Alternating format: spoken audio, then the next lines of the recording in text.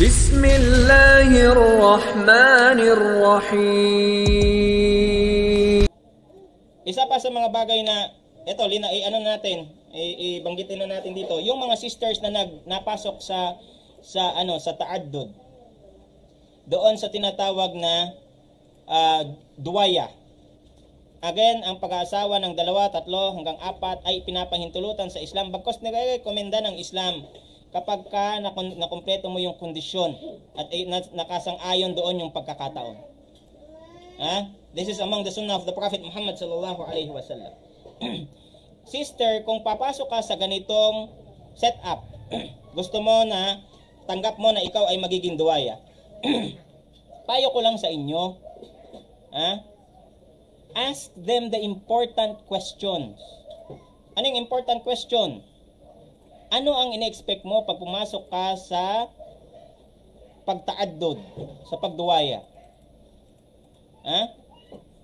Ano yung important question doon? Kaya ka ba ipagtapat o ipakilala ng brother sa unang pamilya? Isa sa mga bagay na hindi tinatanong.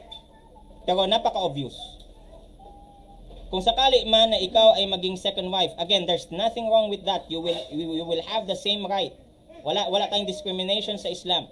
Pero isa sa mga dapat mong itanong, kaya ka ba niyang ipaglaban sa first wife? Kasi may mga ganitong sister na hindi nila tinatanong. In love sila doon sa brother, tapos yung brother pala, wala naman palang kakayanan na ipagtapat sa una niyang pamilya, o hindi naman pala niya kayang ipaglaban, o kapag ka nabuking, bigla naman titiklop, sabihin niya, pasensya ka na, hindi ko alam. So this is a very important question. If you are into ta'addud, gusto mo na papasok ka dito sa relationship ng duwaya, ikaw ay maging second wife or third or fourth, tanungin mo.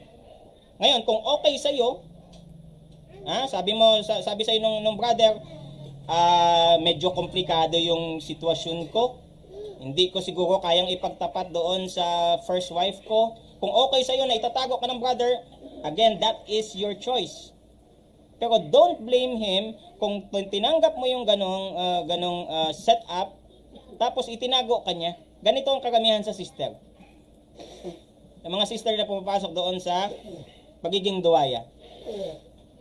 Okay lang daw sa kanila maging duwaya, tapos hindi nila tinanong yung question. Ngayon, naging duwaya na sila, itinatago sila. Hindi sila nilalabas in public. Kasi nga yung lalaki wala siyang, sabihin na natin, wala siyang kakayanang maglabas ng katotohanan sa kanyang pamilya.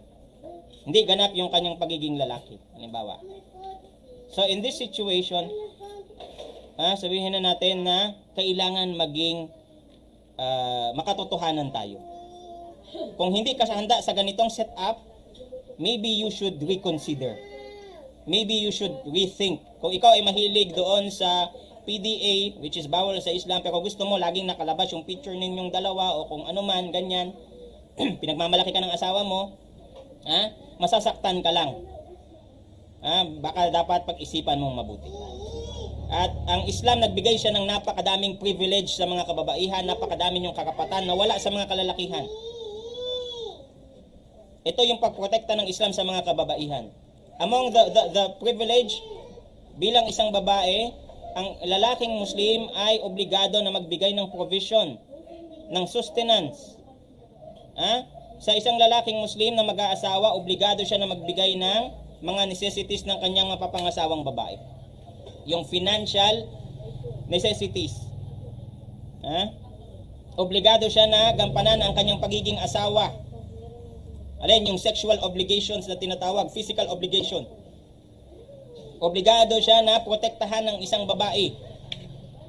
Again, this is an obligation of a Muslim man to the Muslim woman. This is a privilege that was given to the Muslimah, to a Muslim woman. Ang problema, anong problema dito? Binigyan ka ng Islam ng karapatan, mayroong mga Muslima, mayroong mga sisters na sila mismo yung nagtanggal ng karapatan para sa kanilang mga sarili.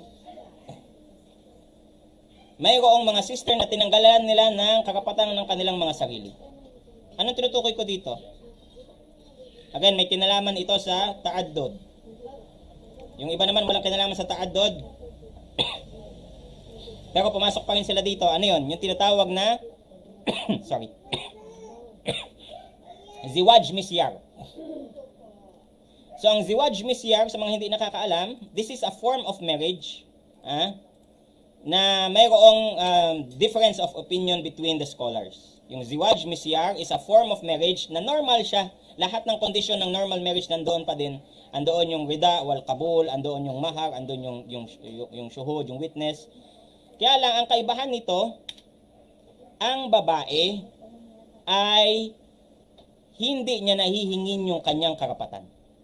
Hindi na siya hihingi ng financial, physical, na rights niya. Itong Ziwaj Misyar na ito ay pinahintulutan ni Sheikh bin Baz, kay Sheikh Uthaymin, sabi niya ito ay pinapahintulot pero hindi dapat gawin. Kay Sheikh Al-Albani, hindi ito dapat gawin. Ito ay bawal. So basically, mga ulama ay nagkaiba sila ng pananaw dito. Ako ang tatanungin nyo, hindi ko ito gugustuhin para sa aking mga anak na babae o sa kahit sinong mga kamag-anak ko na babae.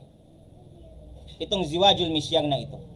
Na kung saan ang babae hindi niya hihingin yung kanyang karapatan sa mga kalalakihan, sa mga lalaking Muslim. Gayunpaman, lilinawin natin, mayroong mga sister na pumapasok sa ganitong uri ng pag-aasawa. Na kung saan sasabihin nila na okay lang sa kanila na magziwaj misyar. Pakasalan lang sila ng lalaki kahit hindi na sila ibigyan ng karapatan financially at saka physically. Kahit na hindi na sila dalawin ng lalaki, walang problema. Normally, this appears, ito nangyayari ito kapag ang babae financially stable o kaya sabihin na natin andun na siya sa punto na kung saan alam niya na hindi na siya makapag-asawa pero gusto niya ng company. At sa totoo lang let's be honest. Let's be honest. Nang main reason dito, karamihan ay dahil mahirap maging single. Sa mga tao na naging single ng pagkatagal-tagal, lalong-lalo na yung naabutan na ng panahon. Medyo lumampas na sila doon sa kanilang peak, sa kanilang prime. Alam natin kung gaano kahirap ang maging single. Pagka ikaw ay may sakit, walang bibisita sa iyo. Walang may pakialam. Asan na si ganito, asan si ganyan. Kahit may pakialam sila, iba yung mayroong pamilya na kung saan pupuntahan ka, papalibutan ka ng anak mo, bibisitahin ka ng asawa mo, aalagaan ka ng asawa mo, iba yun. Sa mga okasyon sa Eid, mag-isa ka lang, nag-celebrate, sumasama ka lang doon sa may pamilya. Pinakamahirap sa mga single, pagdating nila ng katandaan. Again, this is not me trying to insult, this is me trying to tell the people what the reality is for single people. Naway tulungan kayo ni Allah subhanahu wa ta'ala. Kung if you're coping up with it with no problem at all, alhamdulillah para sa iyo. Pero karamihan ng mga sisters, ganito yung kanilang problema pag sila ay single. Kaya sila pumapasok sa ganitong mga uri ng pag-aasawa. Ziwaj misyar. Iniiwan nila yung kanilang yung kanilang mga karapatan. And again, there's nothing wrong with this, but if you accept this kind of marriage, then please do not complain later on. Huwag kang mag-complain later on na bakit hindi siya nagpo-provide sa iyo financially, hindi siya nagbibisita sa iyo physically. Because you have agreed on this kind of setting. Okay? Now, paano kung nandiyan ka na sa Ziwaj Misyar? Is there any way to fix it? Sure, pwede. Maging vocal ka. Kausapin mo ng maayos ngayon yung brother ko. Yung brother na pinangasawa mo sa Ziwaj Misyar, mayroong pananampalataya kay Allah subhanahu wa ta'ala. Let them know. Huwag mong hintayin na sila yung makarealize nun. Because, let's face it, men are simple-minded. We are not fortune tellers. We are not prodigies na kaya naming basahin kung ano yung iniisip ng mga babae. If you want a Muslim man to solve the problem, you need to inform that man what is the problem. We are so simple-minded, minsan hindi namin alam yung kaibahan ng yes sa no. Minsan hindi namin alam yung meaning ng okay lang. Ayun pala ibig sabihin, hindi okay. Minsan kahit mismo yung no, hindi namin maintindihan. Ano ba yung no na yan? Yes ba yan? O no lang talaga? You need to be vocal. Because for us, communication is the key. Hindi kami nagbabasa ng isip. We don't assume. So, if you are into this kind of setup, be clear. There's nothing wrong with this. Kung sakaling mag-asawa tayo, ilang days yung kaya mong ibigay sa akin, anong day mo ako bibisitahin, kung bibisita ka ilang oras, ano yung kaya mong i-provide sa akin financially, kamusta naman yung mga magulang mo, makikilala ba nila ako, kung sakaling magkaanak tayo. This is you thinking in advance para hindi kayo magkaroon ng problema. Ngayon, kung yung lalaki biglang ma-offend sa iyo sa pagtatanong mong ganon, ibig sabihin yung lalaki may problema, hindi ikaw. It means you're trying to marry a boy instead of marrying a man. Kasi ang lalaki na kung saan mentally matured, yan kagad ang iisipin niya. At kung yan ay may pananampalataya, lagi niyang iisipin yung kalagayan ng sister. Hindi lang yung pagpapasarap. So again, be clear from the very beginning. There's nothing wrong with asking the right questions to the right people.